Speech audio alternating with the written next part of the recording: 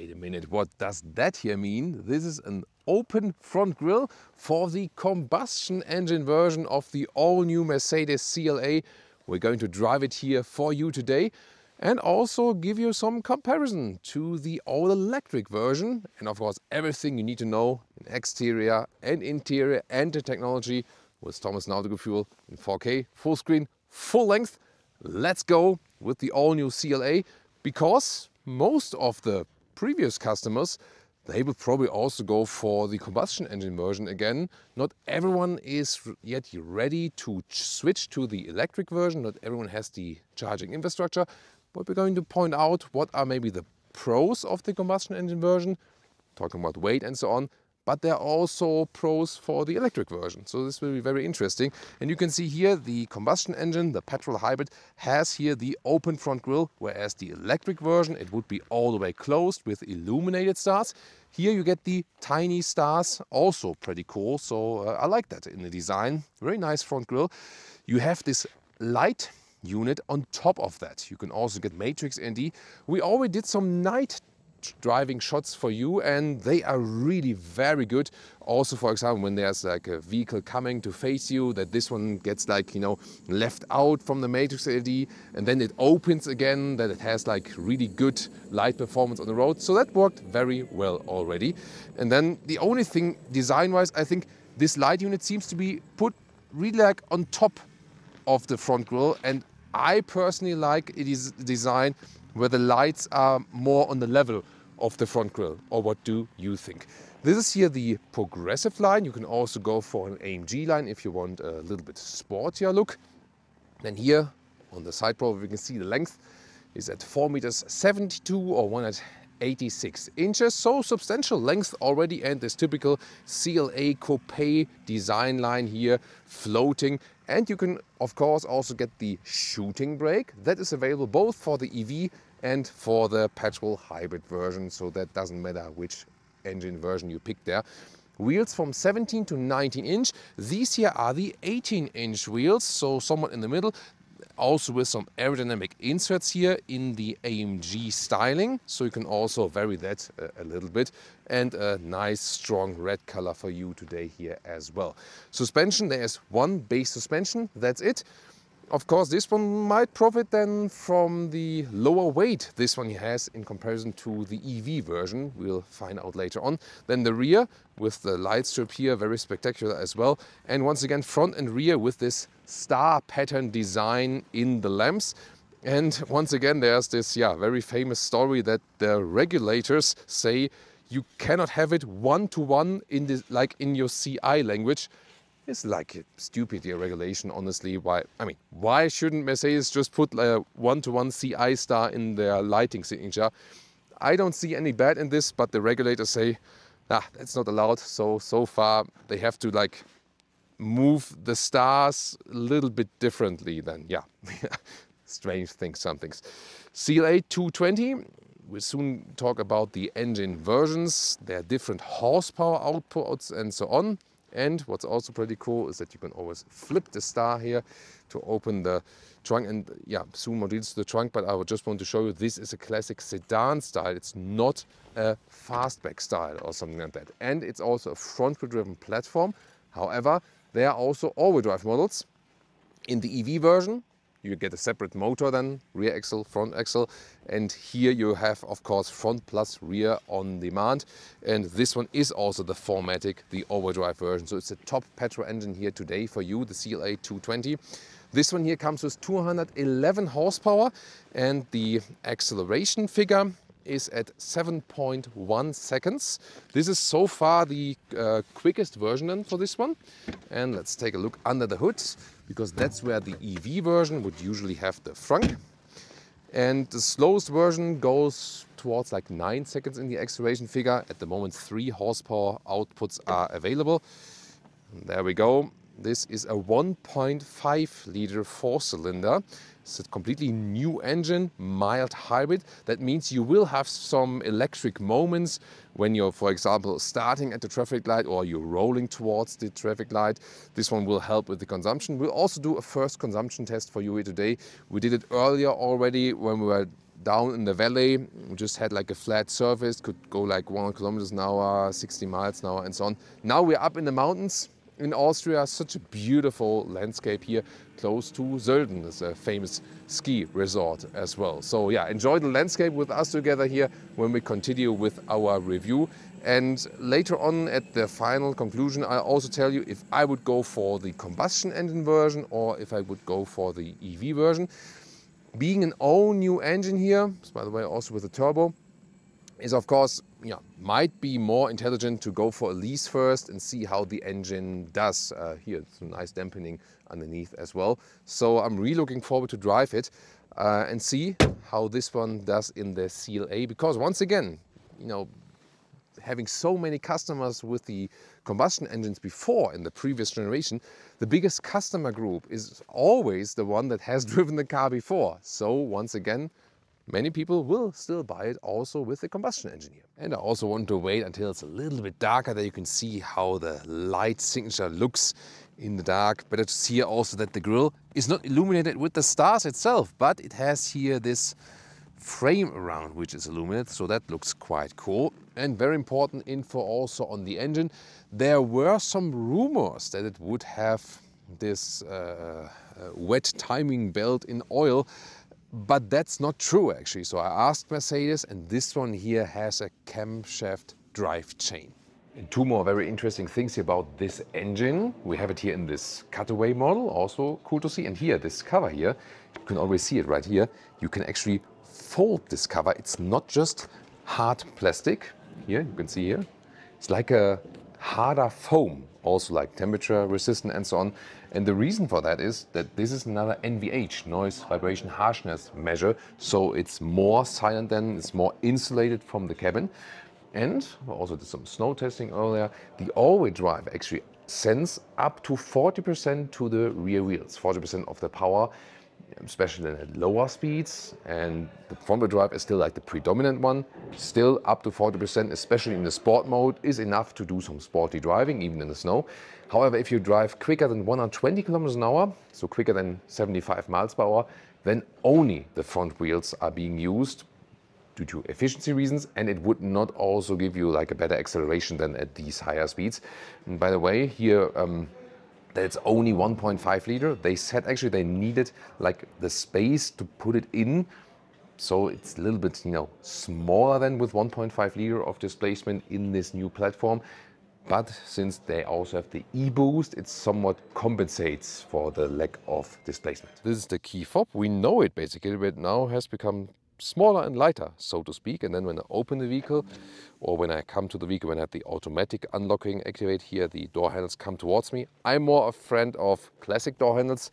Yeah, this has been this trend in the automotive industry recently, and it will go away again. But still, this one here has like the haptic feedback when you just open it like this. Then here, frameless doors. There's no lamination here or something like that. Door closing sound. Yeah, it's very rare that door in the rear is a little better. In the front is not so cool, honestly. So it's very rare that you have frameless doors and then you still have a good closing sound though. And then here, inside of the doors, the top part is always structured and somewhat soft. Even nicer in here with the leatherette surface, the Artico here in bright siding, different ones are available. And then you have here this paper wood style. It's a matte. It really consists of paper, but it's really high class. Pretty cool. And then here the seat control is moving again. This is cool.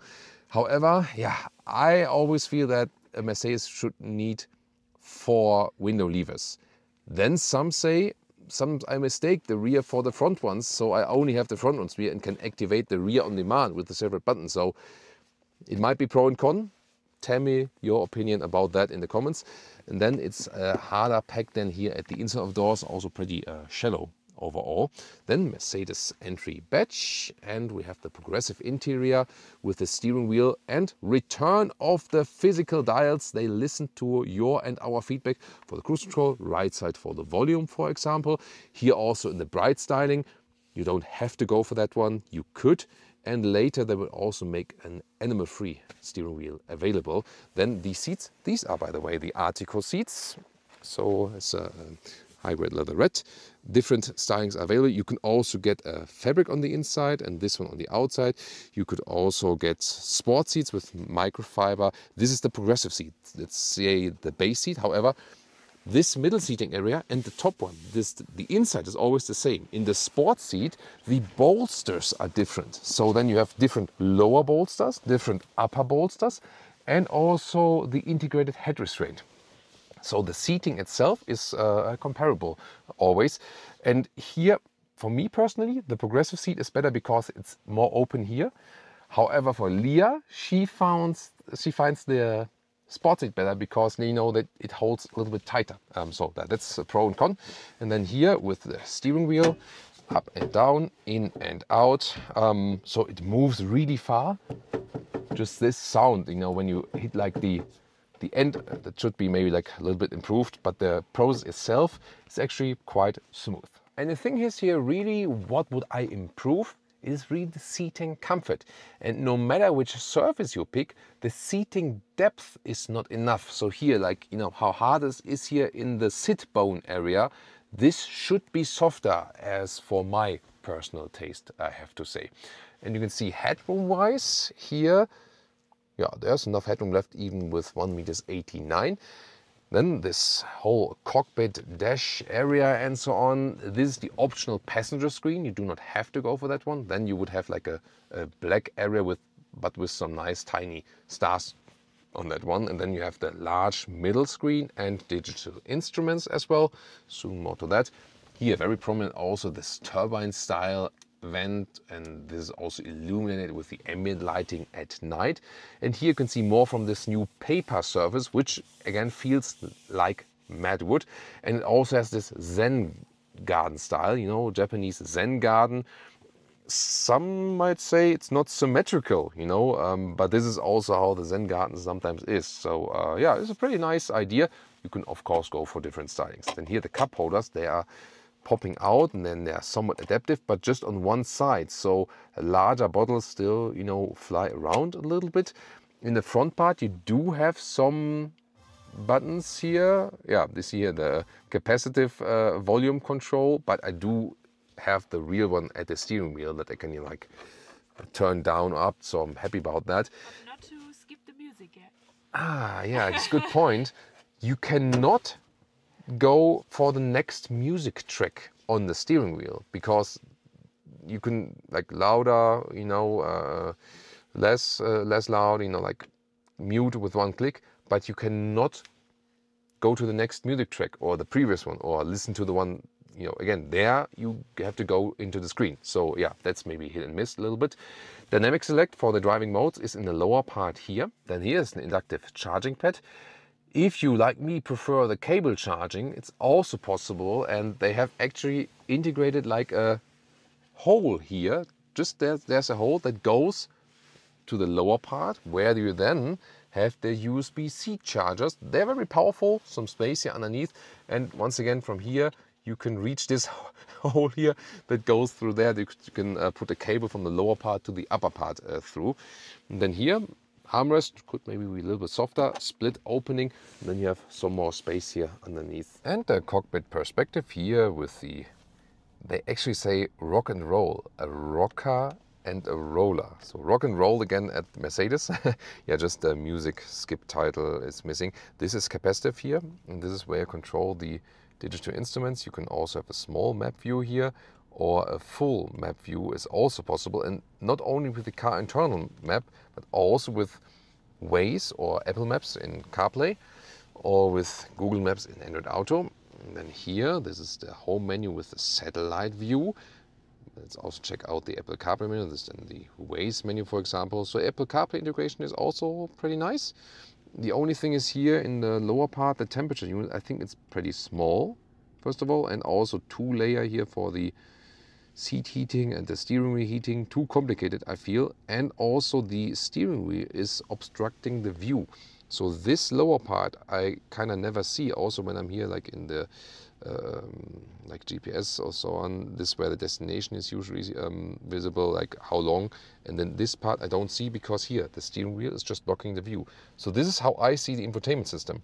I can see this part here but not like this part because it's really blocked by the steering wheel. Then there's the passenger display. You can show that to us. There we go. And, well, not sure if they would use it all the time. She could play Angry Birds. Yay! I mean, most of the time she would probably use her own smartphone nevertheless. And I'm not sure if we would pick this option, but maybe for the EV version, if you want to play some Angry Birds. While charging here. Yeah, you need to improve your high score. Yay! Yeah, so tell us in the comments if you would use the passenger screen here. Now to the rear seats. First of all, the rear door is nicely done here all the way with the leather red, also in the top part, all the way soft, that's nice. And this paper wood style here in the matte styling integrated as well. And some structure here, yeah, but that's not really soft or something like that. You do have a separate window lever here for the rear seats, by the way. And of course, also all the way, once again, with the frameless windows. There's no laminated glass or something, by the way. Then here, ISOFIX for the rear seats each outside. Then comes down here, not adaptive, but still it feels actually quite nice. This is also this separate ski hatch. And now comes the most interesting part in the comparison, electric versus the combustion engine. You might remember in the EV version, the floor is very high because the battery is underneath. Here in the combustion engine version, there is this middle tunnel, and then this one here really goes deeper in there, these foot garages, so to speak. So that means my feet are like lower in the vehicle like this, and this is a better seating position. So in the EV I would sit a little bit more like this, so worse angle for the legs, so to speak. So this is better here, and when I'm driving as a tall person I can still sit here also as a tall adult behind it, although due to the lack of comfort from the seats I usually put this one here, you know, from the inclination, pretty far behind. And headroom here, this directly fits with 189/6x2. It's close, definitely, and there's always the fixed glass roof. That's the reason that it doesn't get any closer. That's why they put the fixed glass roof. The only option here would be that you have this digital shade, but it does not change anything from the heat that comes inside. They do have a standard layer against the heat on the inside. A closed roof would still always be less hot, so to speak. Yeah, tell me what you think about this. So yeah, it fits to the rest of the image that there's not too much space in this car overall, but definitely better with the comfort here in the combustion engine version. Now to the trunk or the boot, which is at 405 liters. Same for the EV and for the combustion engine. Here you can see height-wise, the trolley also fits underneath, no problem. And then the width here in the latter part is about 1.40 meters, is way wider in the front, so they use all of the wheel arches here. Underneath, you can see this is like a mat, like a cover. Then you can fold up this, but there's not much space here. Then the normal length to the back seat. Oh, this is actually more than a meter. So this is like 1.7 meters and 42 inches. And the total length here, when we fold the seats, we have to do it when we go around. This one is almost 180 or 70 inches. So 1.80 meters or 70 inches. So it is well usable. The only limitation is here the height, which we have here at about 18 inches or 46 centimeters. And this part here underneath is not covered, by the way. So you see like the, just a pure metal. If you want more flexibility, then you have to go for the CLA shooting brake. We also have already a static review of that for you if you want to check it out later. Let's start driving the CLA 220 with the mild hybrid petrol engine. And if you compare it again to the electric one, at this moment there's no difference because there's no RPM at this moment. So this mild hybrid engine can actually roll electric. And even when I go slightly on the throttle, it still works. At this moment here downhill, that's why I want to start with this example. And by that way you can also save some fuel. We did some tests earlier in the valley, going straight, some 6 liters or more kilometers, 39 mpg US, 47 mpg UK. Yeah, and here for example, still the engine is off, especially in this eco mode. which you can set in the driving modes. Then this is also, you know, more pronounced. The throttle input is drawn back a little bit like this, and so you can drive it also electric, at least at times.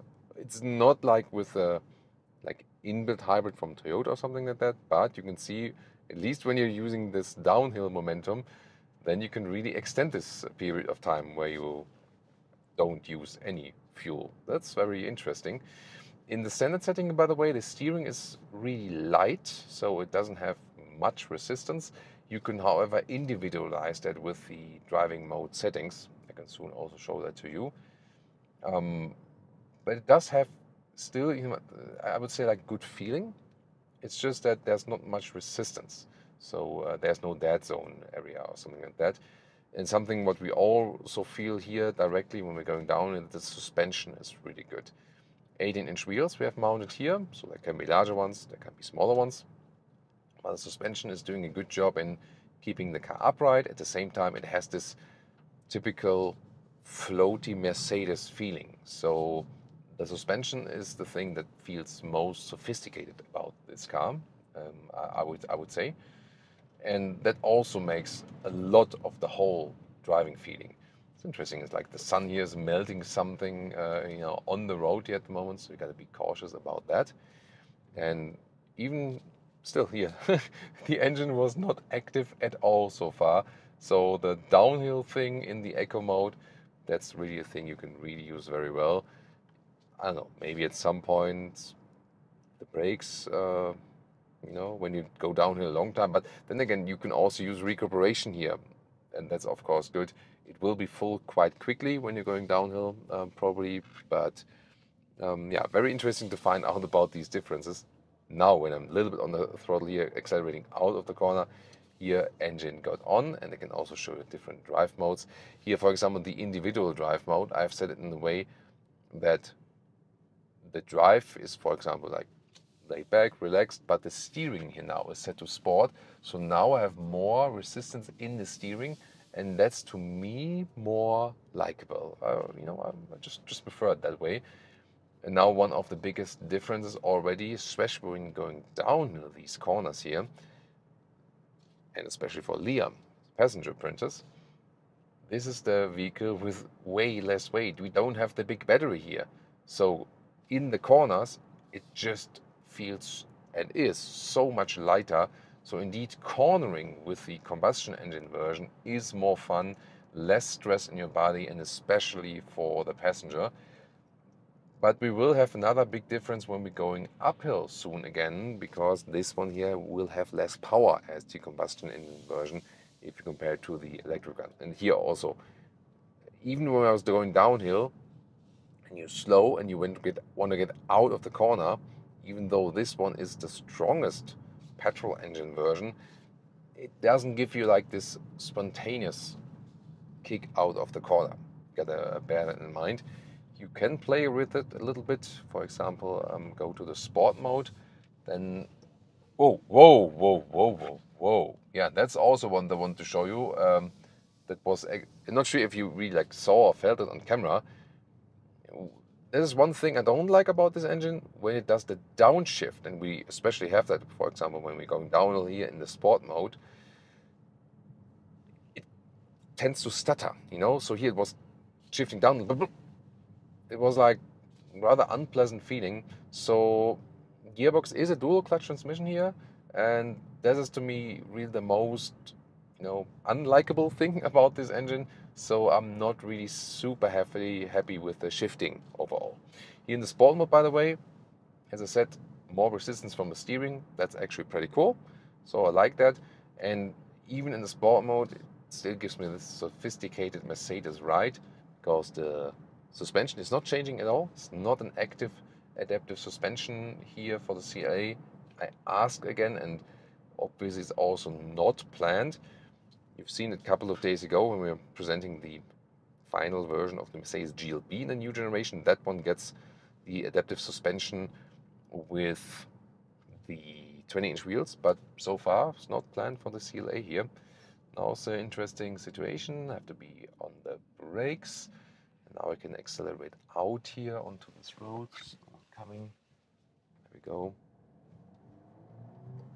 That's actually quite decent. So it's also not too loud when you accelerate out that engine, and the acceleration you get out of it is indeed quite decent. So can't complain about that actually. So when you're on the throttle, you also feel that you have something of this electric boost, and then you get the combustion engine. So it's like kind of like in a two-step way, so to speak.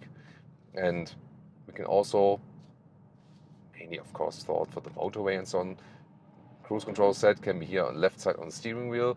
Again, with the physical dials, I can also then change the speed quite quickly. That's a cool thing.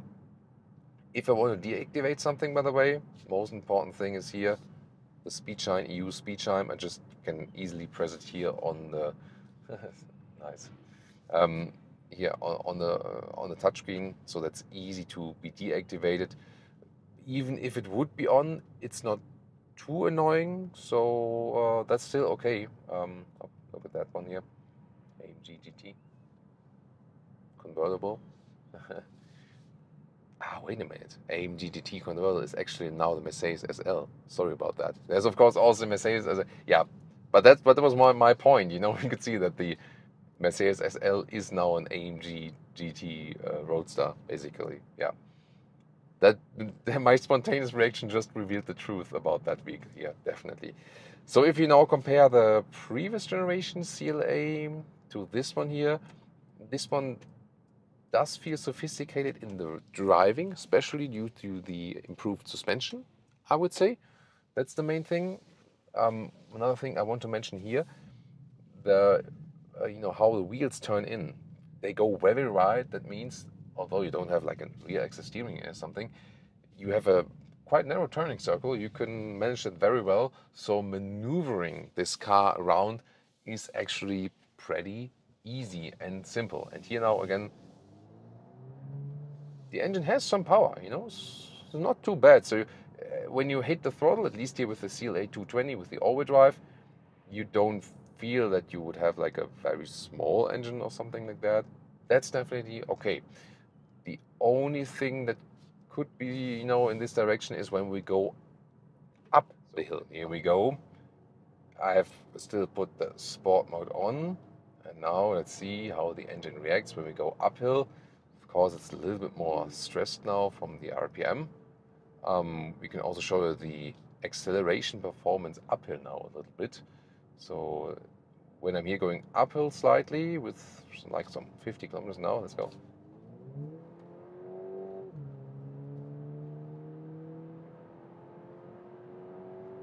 That's 100. I mean, still decent, I would say. Oh, there's the... yeah. I would say it's decent power output, right? And the engine doesn't feel too stressed, especially when you pin it down. Then it's actually fine. But now let's see here in this tight turn here. Yeah, that was actually quite cool. That was good. So not sure if it's also a driving mode dependent. So now in the sport mode, the RPMs are kept higher, and the vehicle is already a gear lower. So let's see how, maybe you're not always in the sport. Let's check it out how it is in normal comfort mode. So now when we approach it in the normal comfort mode, and I would just drive as I would usually drive it. And here now, let's see. Yeah, it's actually also quite smooth. That's fine. So I rather felt problems with the suspension, not suspension, that's no problem at all, with the transmission when we were going downhill, or sometimes when you're like on even surface and suddenly the vehicle is switching a gear. That might be a problem. But here going uphill, even in the comfort mode, the vehicle detects, okay, maybe I should be a gear lower, keep the RPM a little bit higher, and then it's actually fine. The thing is, when you then you feel it's not the highest displacement engine, but still, due to the turbo, I would still say it has sufficient horsepower output. if it would be the same case, if you would have like one of the entry-level versions, considering the engine offering, this is what I meant. Like when we were driving really slow, this is like real blub blub blub blub stuttering. So I don't know, like below 30 kilometers an hour, this is where this transmission somehow sometimes seems to be like, I don't know what I'm doing, you know. But when you're a little bit quicker and you already have the vehicle at a little bit higher RPM, then it's actually fine, you know, and that turbo really gets you out of the corner again. And once again, smooth also how the suspension is handling. And Lia also seems very relaxed. So this is once again then advantage in comparison to the EV version. So to sum it up about this engine here, consumption is actually quite fine. Transmission is the least likable part about it. It's not too loud. It has decent power here in the CLA 220, but I would not necessarily go for much weaker versions of that one here. And the best thing about the ICE CLA is that it's lighter. That makes it more driving fun in the corners in comparison to the CLA EQ. Then again, the CLA EQ has more punch out of the corners, especially if you go for one of the dual motor versions. And now pricing and conclusion. Yeah, I see that Lia is also very happy seeing this beautiful landscape here in the Austrian Alps. Yeah, we are always also quite often here on holiday actually, like in Italy or Austria, in the Alps or Switzerland, or maybe in the German Alps as well. Predominantly in summer, because in winter it's always very cold. So about the CLA here today in the new generation, I think it looks pretty cool. I would be happier if the light unit would be on line with the front grille. That's maybe my thing. Tell me if you agree to me or not. Interior, I think, is also very fancy from the design. However, I would like more seating comfort with more seating depth on the seats. That would be the most important thing to me. Clearly, the combustion engine version has an advantage in the rear, where you just have these deeper foot garages. So that helps with rear passenger comfort, especially if you have longer legs like I do. Then the driving difference. So this one profits from lower weight. So especially when we went up the Alpine roads here, was better for Lia as a passenger, because with lower weight puts less stress on the passenger. So this one was better to drive in the twisty corners and so on. Then again, this one has less power. For the EV version, you can get way more powerful versions, better in the acceleration, so you could get better out of the corners than here just with the mild hybrid petrol engine. So yes, it is not the most powerful engine. This, by the way, also very cool, right? The E-Class All-Terrain, one of my favorite estates, definitely. Also in the fitting red color here for that one. So back to this one here, the all-new CLA. So yeah, more power from the engine would have been good. I mean, this was the most powerful version we drove today. So if I then think about the entry-level version, I think it's maybe a little bit underpowered. I honestly have to say, I would not put a Mercedes on the market with less than 2 liters of displacement. That's not a logical statement. It's just like an emotional statement. But I think many of you will probably agree to me. Yeah, but other than that, the engine itself did actually perform quite well. How it felt, you know, how refined it was and so on. It's just not the most powerful one. And consumption, you can end up, we did some like tests earlier today, with some 6 liters on 100 kilometers, which is still decent for a car of that size approximately. Was also pretty cold here, obviously, as you see it here today. So if you now conclude between the EV and the combustion engine, this one lighter, that's why better in the drive. And then the EV, more powerful versions, is more spontaneous, quicker in the drive. And of course, it's smoother with the EV version, whereas here you sometimes feel like when the vehicle is shifting down and so on, then you like have like this, like a hump or something. That is of course all the way smooth with the EV, you know. Yeah, and then of course it will matter very much if you have charging infrastructure, and about the pricing as well. This one here starts 44,000 euros or 39,000 pounds. And with all the bells and whistles, when you go all-wheel drive, biggest engine, lot of trim and so on, you can score like 67,000 euros, something like that. It's of course not cheap at all.